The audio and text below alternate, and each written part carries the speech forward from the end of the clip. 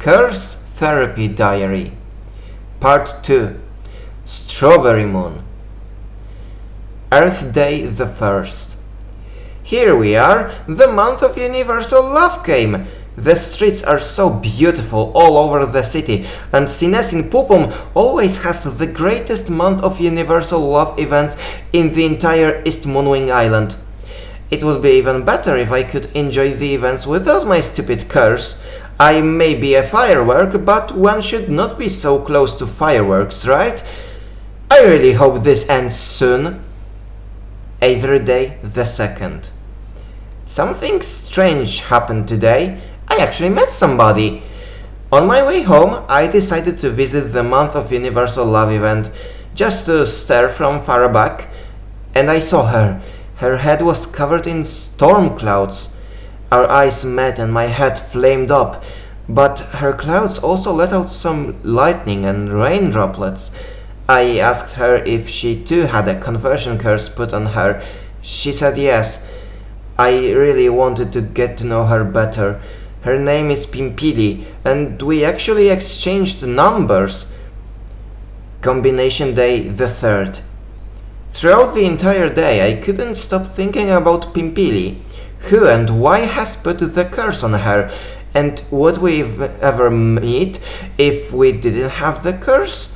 What are the chances of such an occurrence? Two fairies put on a conversion curse, meeting in the middle of the capital. A story straight out of a romance novel. I had to fly out for a while, because I was afraid I would burn my entire room. In the evening I went to the room and called Pimpili. Throughout laughter, she told me that I had caused a downpour in her room. I'm so sorry, Pimpili. We talked for quite a while. I asked her if there was any hobby she had. She said she liked poetry. I said I liked reading books, and maybe I'm trying to get into cooking. I'd really like to see her in person more. Rest Day the 4th. Thinking about the talk with Pimpili yesterday, I actually thought it would be cool to learn some cooking on my own. First, I thought about trying something I know from work. It turned out we had ingredients for crème brûlée at home. I liked preparing it and it turned out delicious. I have to try cooking more. Fire Day the 5th. I thought I should ask Mayain for some nice recipes to try out on my own that I wouldn't learn from work. She suggested tomato soup. I looked into it and it doesn't seem that hard. I talked with Pimpili more today. I was interested in where she works. It turned out that she wants to finish studying first before starting working. And she also starts uni this year. I joked that it would be cool if we could share our dorm, but Pimpili didn't laugh. I wish I knew why. In other news, we are seeing each other in the park on Either Day evening. Should I treat it as a date? I have to cook something good. Water Day the 6th. My hair has been flaming up throughout my entire shift. Everybody in the kitchen wanted to know who I had met. Talking about Pimpili all day wasn't helping me to control the flame. For the first time in history, one of us had to pour water on their head. Yes, that was me. In the evening, Pimpili wanted to exchange book recommendations. She said that her favorite poetry book to date is a compilation of love poems by Umi from Ampere. I had no idea she likes such classics. She almost made me feel ashamed that I recommended her I Want to Fly on Your Wings. Pimpili suggested we should lend the books to each other when we meet. I am really excited about her taste. Wednesday the 7th. I think my mother is starting to suspect something. She noticed I've been cooking with my hair fire a lot. I simply told her that I'm trying to learn some new recipes from the job. Luckily she believed. She told me to change the job, of course, but she knows she can only say. Earth Day the 8th. I'm seeing Pimpili tomorrow. I've spent the entire evening cooking tomato soup and crème brûlée. I hope they taste good. And of course I can't sleep. Too much excitement and nerves. Either day, the 9th. We have finally met in the park. It was really lovely, relaxing on the bench. We weren't going into the grass because that would be too dangerous for us and the surroundings.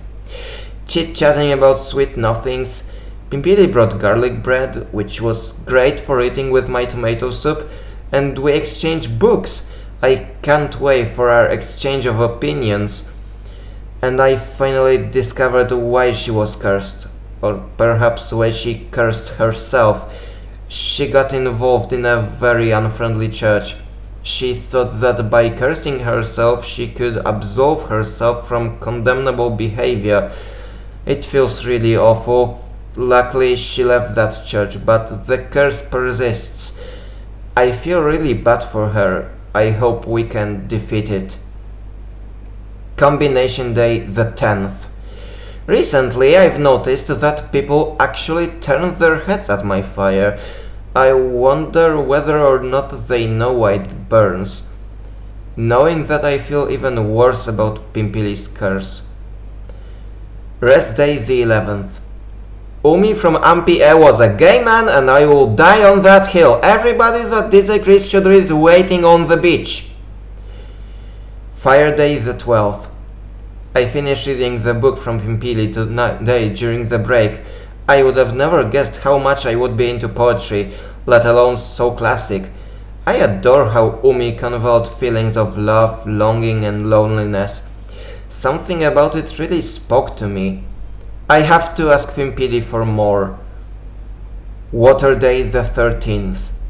Pimpili finished reading today and she loved the book. She found it as unpredictable as real wing racing. She kind of liked the dynamic of Saksa and Sim turning from rivals to lovers.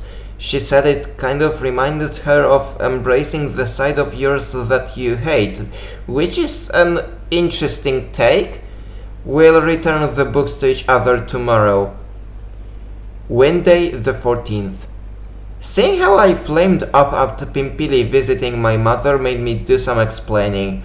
Luckily, the only thing I had to say was what she was doing in our home. After all, Pimpili was here just to exchange books. Of course, Mom told me to control my thoughts around her. I can't wait to move to the dorm. Earth Day, the 15th. Today, I and Pimpili were simply talking about our curses. We both needed it. It's good to have someone that supports you in what you're going through, and it's good to support somebody else. Aether Day, the 16th. Pimpili wrote a poem for me. It's so wholesome! I thank the world every day for allowing me to meet you. Your fire shows me the way, as if it was allowed us to. You show me the way through the storm. It makes it smaller and smaller. I'm sure your fire will burn my storm, and my storm will extinguish your fire. Combination Day, the 17th. I dreamt of Pimpili tonight.